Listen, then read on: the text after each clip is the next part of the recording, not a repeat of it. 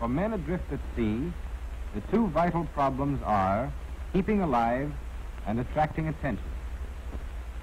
On the ocean, a life raft is not a very conspicuous object, even from a distance of only a few miles.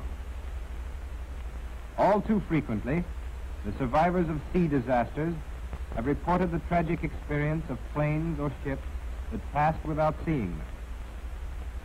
For this reason, our armed services and the merchant marine have gathered together, tested, and adapted a wide variety of devices for attracting attention at sea.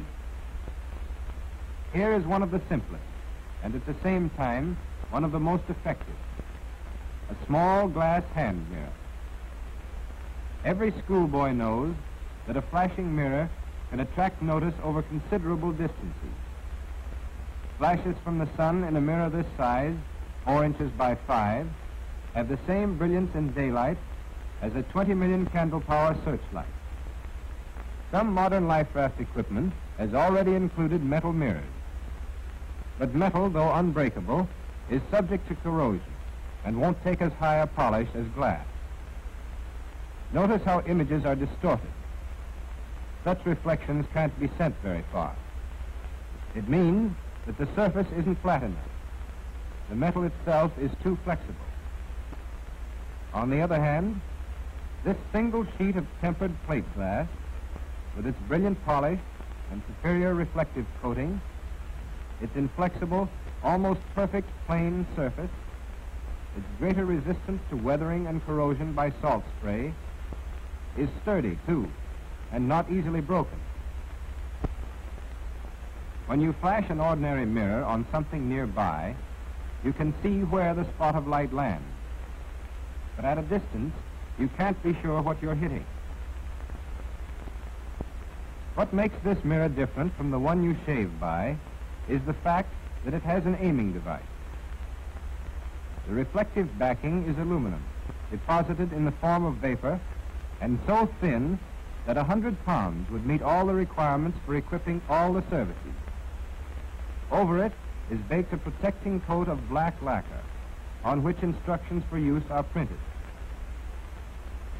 But in the middle is a circle covered only with clear lacquer, where the aluminum shows through, providing a back mirror, in the exact center of which the aluminum has been left clear, in the shape of a small cross. This is the sighting cross, through which the operator can sight his target, and through which a cross-shaped sunbeam falls on his own body.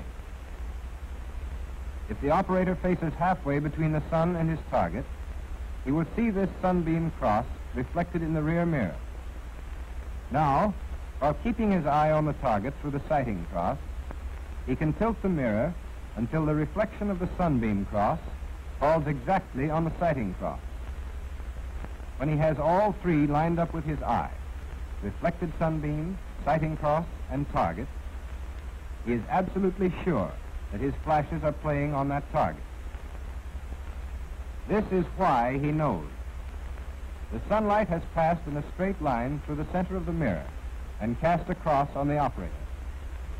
Whenever two straight lines intersect, as in the case of this sunbeam and mirror, the angles lying on opposite sides are called vertical angles, and they are always equal.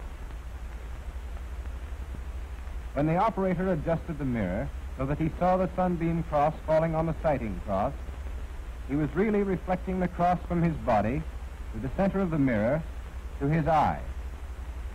And just as billiard balls always bounce off an edge at the same angle at which they hit it, so flat polished surfaces always reflect an image at the same angle at which they receive it. We now have three equal angles.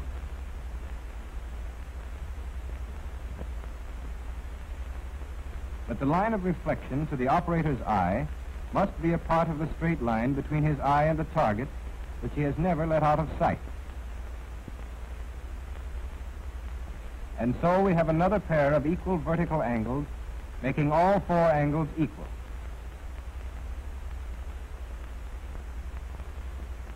In other words, the angle at which the sun hits the mirror is equal to the angle between the mirror and the target. The operator, therefore, knows that the mirror is flashing a signal directly on the target. Rubber lifeboats are provided with 2 of these hand mirrors. They may be found in a side pocket, boxed together and sealed in waxed paper. The mirrors are small enough to fit into the pockets of exposure suits and life jackets. They should be made secure at once by passing the lanyard around the neck or through a buttonhole. The cleaner the mirror, the brighter the flash.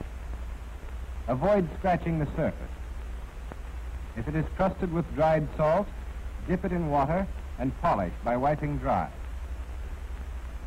Now, if there is a vessel or plane in view, hold the mirror by the edge about 3 inches from the eye and sight the target through the central cross. If you practice holding the mirror with one hand so that the sunbeam falls on it, the other hand will be free for other uses in a rocking boat. Don't forget that the speed of airplanes may take them out of sight in a few moments, so it is worthwhile to practice quick aiming and steady sighting on a fast-moving target. This is possible even for a man in a life jacket being tossed about in a rough sea. If there is no craft visible, watch for smoke on the horizon, or flashes that may come from airplane wings or surface vessels. Sweep your signal constantly along the horizon and in the sky just above it. You may hit a possible rescuer whom you yourself can't see because of the sun's glare, for instance. Since these distress signals can be aimed so that they flash persistently and repeatedly at the possible rescuer, they are easily distinguished from chance glints on the waves. Their light is also much more intense. All air pilots and ship's officers have been instructed to investigate flashes of this sort. The mirror throws a beam of about half a degree and has a range in bright sunlight of about 10 miles, more or less, depending on atmospheric conditions, the height of the sun, and its direction from the target. As long as the sun is visible, even if most of the sky is overcast, signals can be sent to all quarters of the compass. But as the sun gets nearer the horizon, the range gets shorter in the direction opposite to that of the sun.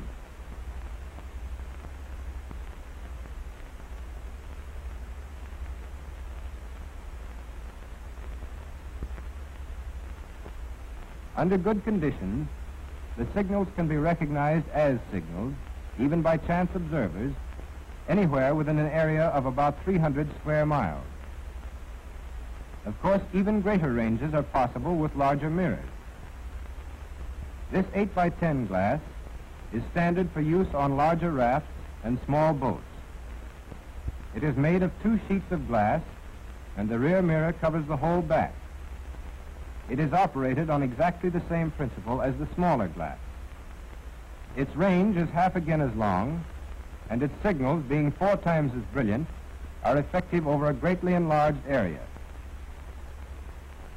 With these simple mirrors, requiring no accessories and only a little conscientious practice, men lost on land or ice, as well as men adrift at sea, have been given a signal light that works by day, whenever the sun is visible. A signal over which they have complete control. The signaling mirror multiplies their chances of being rescued.